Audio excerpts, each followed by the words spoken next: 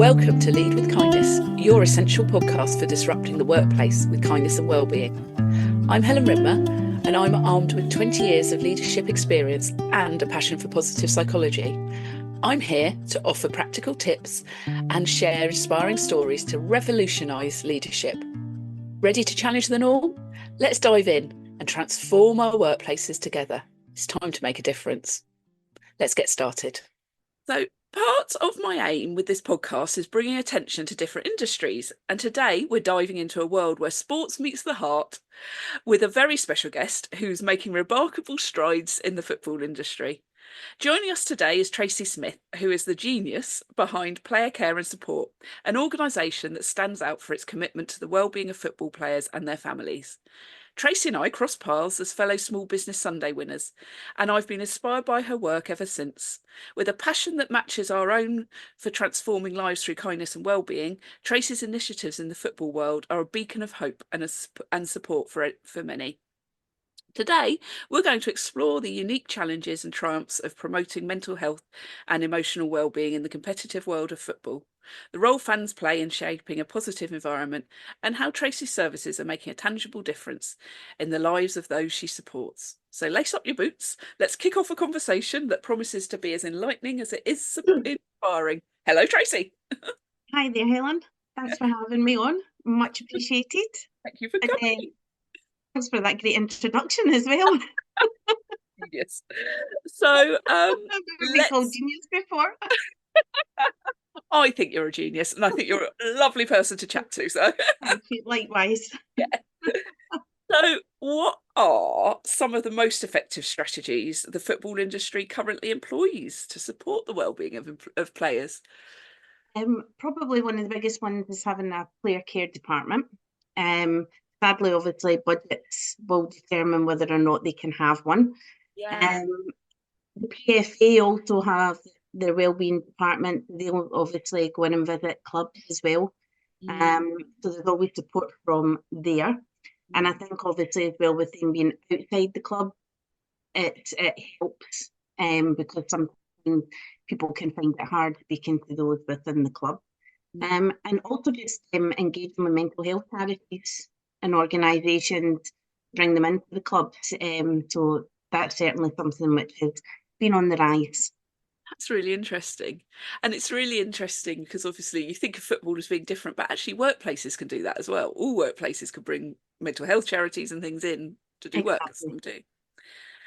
So where do you see gaps or areas for improvement in how the football industry addresses player wellbeing? I think obviously the said player care is such a big part of that.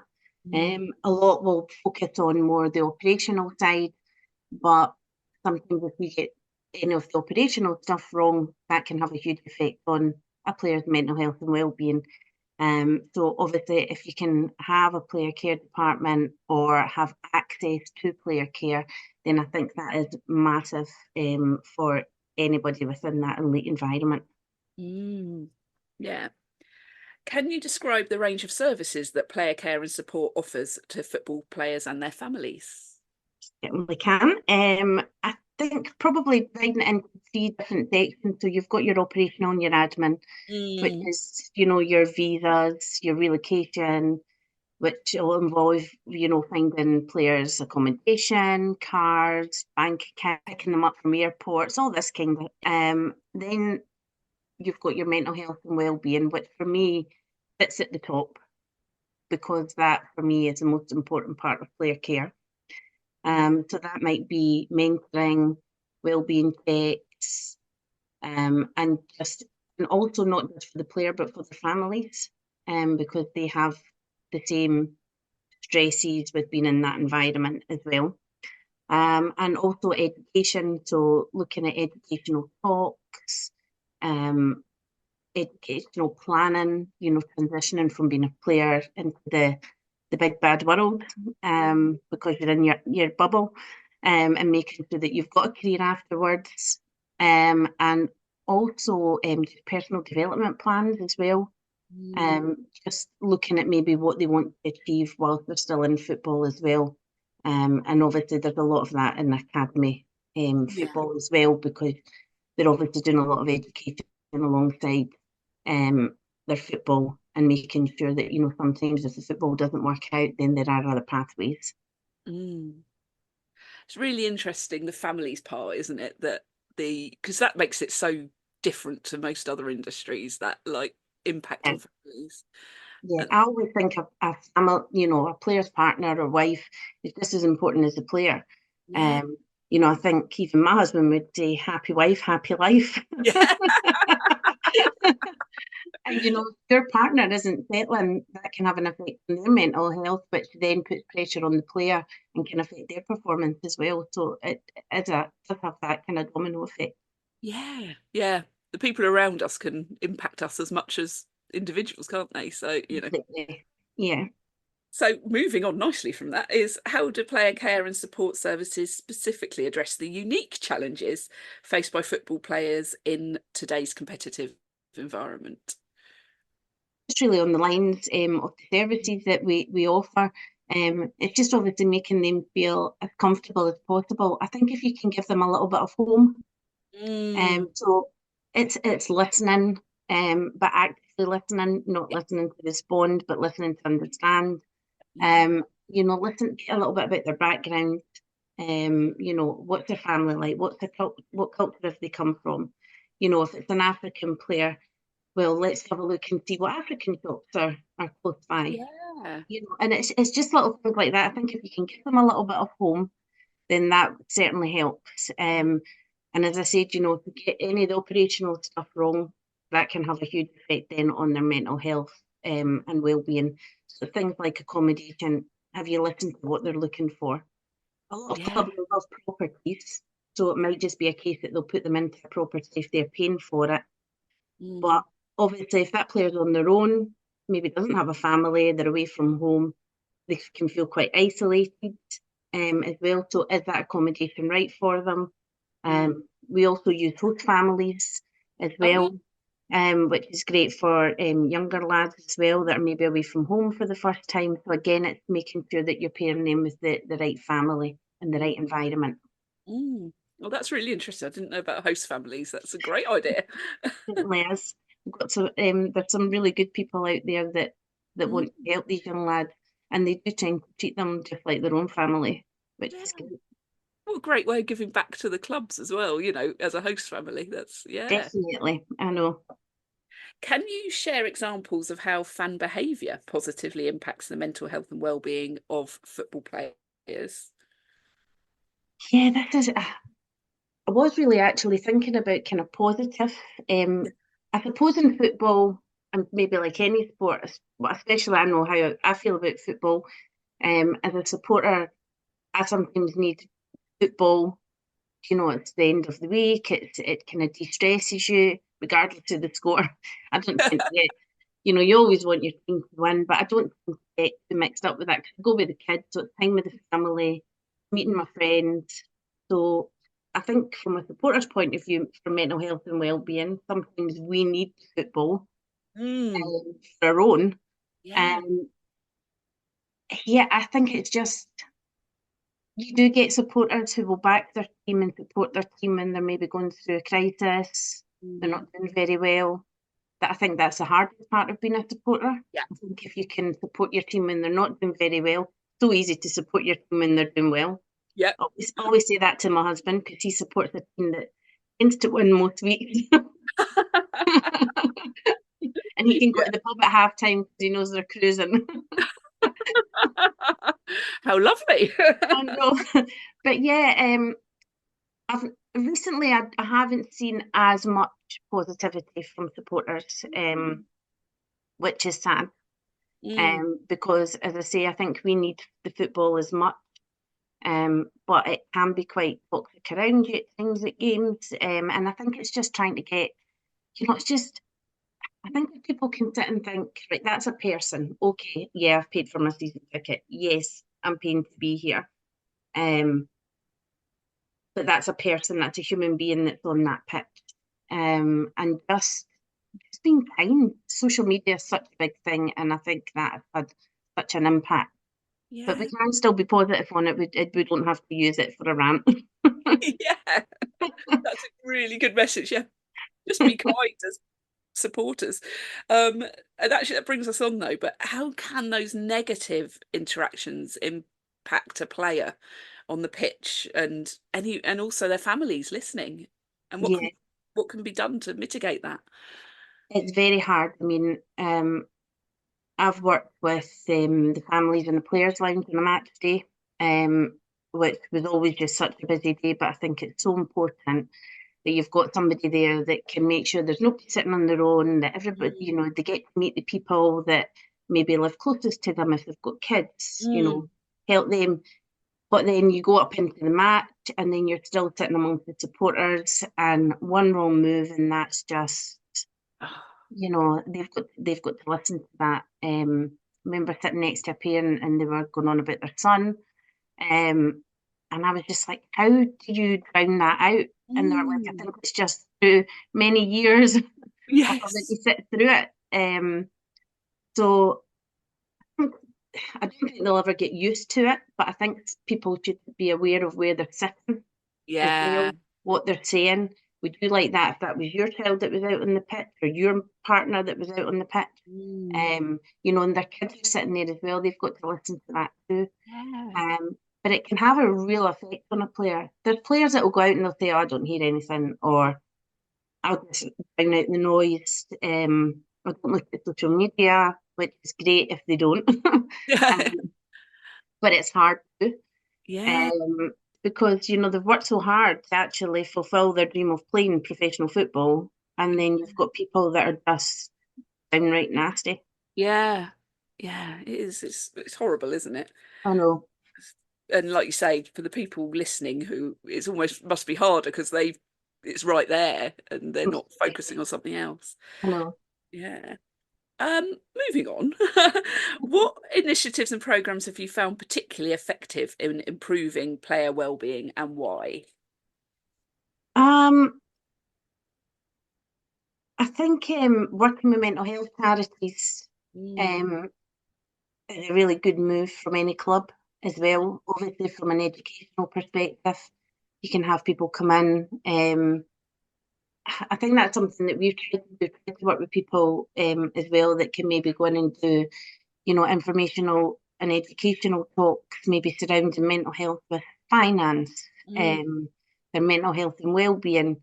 Um, and I think clubs working with mental health charities, it's, and they are actually coming in and they're visiting and they're doing these changing room talks. Mm.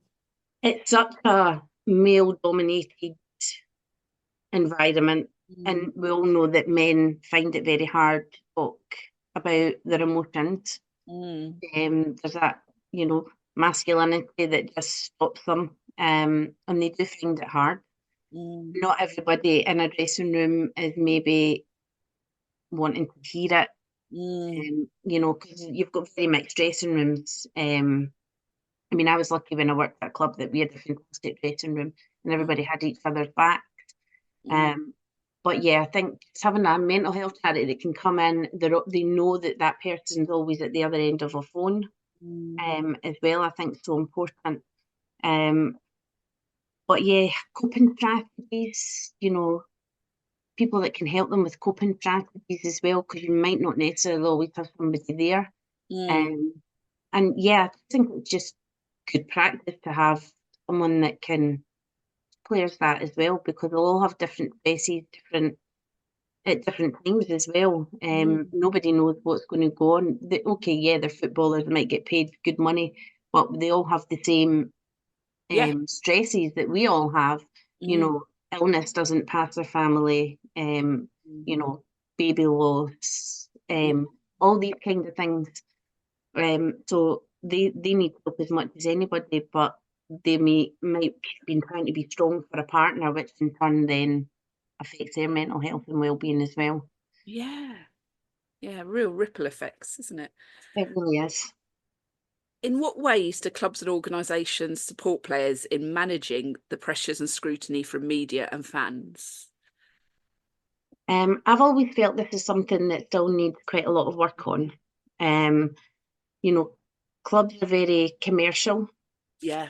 And there's a lot of pressure, obviously, on players doing commercial stuff. And they've got to remember that players, obviously, they're mostly to play the football. Yeah. Yeah. But obviously, you've got to understand the commercial side, because without the commercial side, you're not getting the money into the club. Yeah. And it's a business at the end of the day, so it's trying to get that balance right. I think just being maybe a little bit more sensitive of how fans are reacting to certain players. If it's their birthday, if they've had a birth of a child, how are the fans reacting to them at that point? Could you tag them in it? Yeah.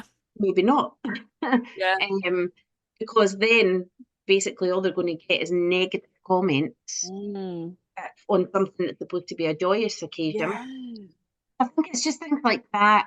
I think there needs to be so much more social media training, even for young lads who are probably used to using social media, but it's knowing when to use it, what to say, making sure that because at the end of the day, you're still there representing the club, whether it's in your private time or not. But yeah, I still think the clubs have a responsibility as well to be able to give them that training, even in interviews. As well. I think everybody needs that training. Some people take it like a duck to water and they'll be absolutely brilliant, and they'll know how to conduct themselves.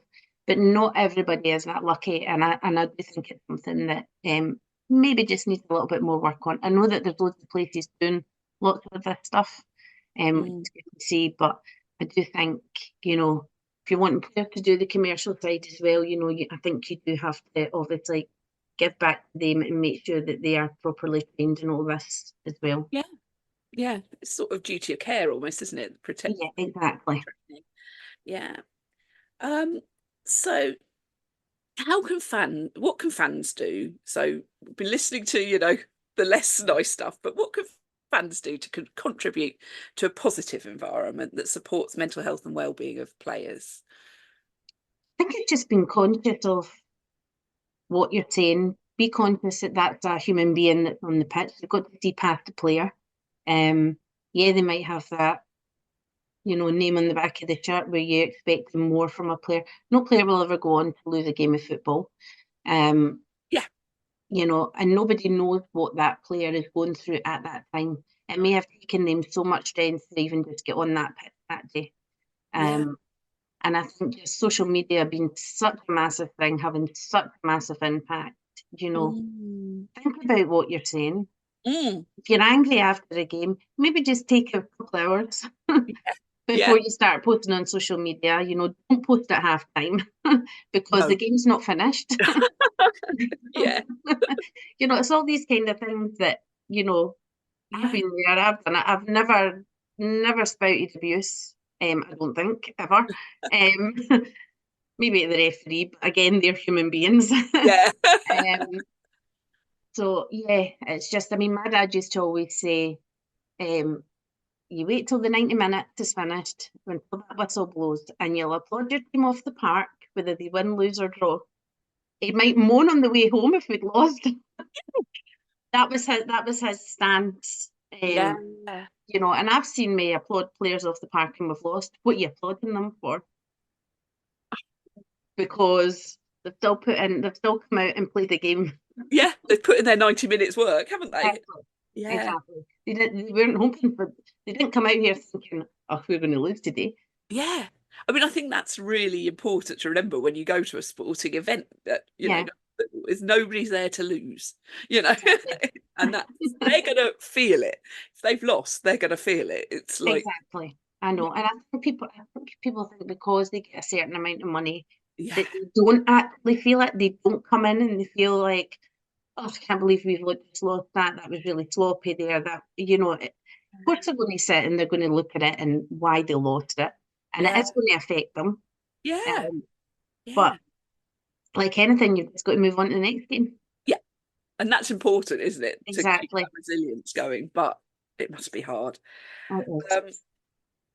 So looking forward, how do you think the that wellbeing support in the football industry for both players and the communities and their families, how's that going to sort of evolve, do you think? What do you envision for it? Again, obviously there is that gap, which hence the reason for our business. Yes.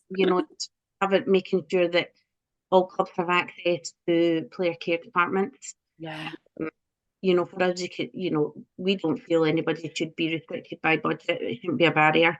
We also let 2 clubs a year work with us for no cost, with no obligation to work beyond that year. But if we can give them something to work on to be able to use that beyond that year, then that's great. Then we know that the players are being looked after. These players are your assets. Yeah. You're investing a lot of money into them, so their health, mental health and well-being should be a massive priority. Player care, working with the community foundations at clubs as well. They do so much within the community. They've got access as well to a lot of mental health charities and organisations that can even help football clubs just working together. Yeah. I think it's like that as well. And players giving back to their communities as well is always a massive thing. And for their families, for clubs to recognise the families and know that they are going through, a lot of the highs and lows that the players are going through, for players injured, that might have them feeling low at home, which can cause, a little bit kind of angst at home and cause a little bit of an atmosphere. Then you've got the highs, which are great, but, we all know that in anything you can come back down with a thud. Yeah. Long-term injuries, maybe they're young and they're having to give up their career due to an injury. There's all these things, but the family are part of that. They're their biggest supporter. They're the ones that they go home to. They're the ones that they'll pull out their frustrations on. And I think they're just as important as the player. And I really do feel that we should be looking after them as well. Because I feel they come as a package. But not just that, you've got your club staff. Yes. Coaches and your managers, sometimes they've all got to really maybe being away from their families. I see a lot of managers maybe not wanting to move their kids because they're at a certain point in school, and they don't want to disrupt that. So then they're often on their own, and then having to make trips back and forward. And that can be a lot for them as well. But everybody just thinks because they're in that position that they don't always need that help. But I'm sure they need the same help like anybody else. And same with staff. It's such a different environment from anywhere else. And it's so high pressured that I really think that's why we'll work with coaches, managers, staff. Even your CEOs, they'll all go through the same, because they're in an even higher position and trying to keep it all together. Yeah. It's really interesting what you said about like players' careers can just end with an injury or long-term injury, not knowing what's going to happen. But then that impacts all the other people, and managers we know can get fired at the drop of a hat. Oh no. All of this, it must be a really precarious sort of industry to be in. Yeah, it's cutthroat. Definitely cutthroat. Something can be toxic. But I think if if you can get as many good people and people that actually care, I think that's the most important part. You have to care. There'll be some people that maybe just want to get into football because, my God, it's the dream. Love football, this, that, and the next thing. But you do have to care because these are human beings that we're all dealing with. Yeah, totally. It's really interesting. So, are there examples of other sports or industries that football could learn from in terms of supporting well-being? I think everybody's trying to do their part. Yeah. But I think in all elite environments there is some way to go. But they are starting to make strides. Mental health obviously is such a massive thing at the moment. And I think clubs and other sports are realising that the effects that has on their elite athletes. You've got the Owen, I've forgotten his second name, from rugby, who actually took some time off from international rugby. Yeah. for his own mental health and well-being for him and his family, and I think that's really important, in the fact that rugby allowed him to do that. So I think is really important, and I think we may see more of that. You know, you've seen Klopp, he's wanting to take time. You've seen Pep do it in the past as well, and I think, you know, people are starting to maybe have a little bit more self-care and more self-aware of, you know, what it is that they need for them. Yeah, it's really interesting, especially with the scandals that have happened in some of the Olympic sports with gymnastics, swimming and things. It really makes you think, doesn't it? That actually, it really does. Yeah. So what advice would you give to young players about managing their mental health and well-being in professional football? I would say to them to be wary of social media. You know, if they're worried about anything on social media, obviously if every club will have a safeguarding officer as well. You know, speak to them or speak to someone that you can trust within the club if you have any issues. Enjoy the experience, especially these young players. You know, they're so young, and I think sometimes there's so much pressure on them from even like such a young age. You know, when they go into academies, but I think we should still be making it fun for them. As well, because not every one of them, we all know it's such a small percentage that are actually going to make it through the academies. But I think if they can enjoy the experience, and I always had somebody that said to me, you know, we might not make them all footballers.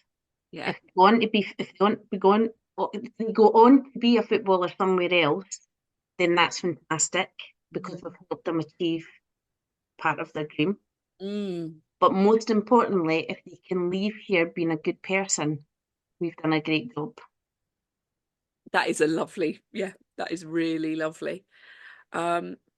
So how do you, as player care and support, collaborate with clubs and organisations and the wider football community to enhance well-being? Obviously, it's with our services that we offer, and just making sure that everybody can have access to it. So obviously working directly with clubs, that may be on an ad hoc basis, might be to enhance their current player care department or help them through busy periods, or even just helping them get set up so that they can offer that service within the club, and make it more accessible for players, and just giving them that little bit extra. Yeah, really good. Well done. So finally, where can listeners learn more about you and potentially engage your services? Well, our website is still down. Hopefully it'll be up by not the best. And it is a bit of a mouthful, but we are online, www.carecareandsupportservices.com. We can also be contacted on by phone 0141 611 0346, and the sign up forms online as well for us. There's also email, which again, all that information's on our website. So there's lots of different ways, lots of different buttons to pick, even to subscribe to our newsletter on a monthly. We love a monthly newsletter. I will put all the links in the show notes, and then thank you. So as we wrap up today's journey through the heart of football and wellbeing, I want to extend a heartfelt thank you to you for sharing your insights, experiences, and impactful work you're doing with player care and support. Tracey, it's been an absolute privilege to have you with us, and your dedication to supporting the mental health and wellbeing of football players and their families is truly commendable. Thank you so much for having me. That's all right. And to our listeners, thank you for tuning in. The conversation doesn't stop here. I encourage each of you to reflect on how we can all contribute to a more supportive and kind-hearted community, both on and off the field. If Tracey's work has inspired you as much as it has inspired me, I urge you to learn more about player care and support and consider how you might spread the word of their incredible mission. And remember, in the game of life, kindness and well-being are the true markers of success. Until next time, stay inspired and continue to make a positive impact on your corner of the world. Thank you for joining us on Lead with Kindness. I hope today's episode has inspired you and equipped you with practical insights to bring more kindness and wellbeing into your leadership journey. Remember, the transformation towards a kinder workplace starts with us, and every small step counts. If you enjoyed this episode, please subscribe, share it with fellow leaders, and leave us a review. Your feedback helps us grow and reach more people committed to positive change. I'm Helen Rimmer, and it's been a pleasure to be part of your leadership journey today. Until next time, keep leading with kindness and fostering wellbeing in all that you do. Goodbye and take care.